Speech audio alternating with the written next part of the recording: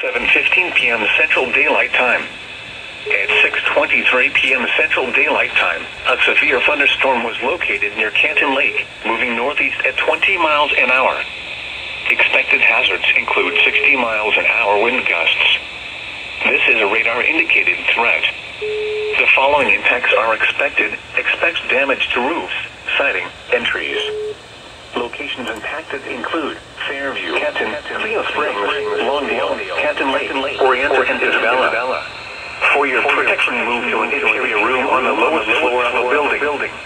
If on or near Canton Lake, get away from the water and move indoors or inside a vehicle. Remember, lightning can strike out to 15 miles from the current thunderstorm. If you can hear thunder, you are close enough to be struck by lightning. Move to safe shelter now. Do not be caught on the water in the thunderstorm.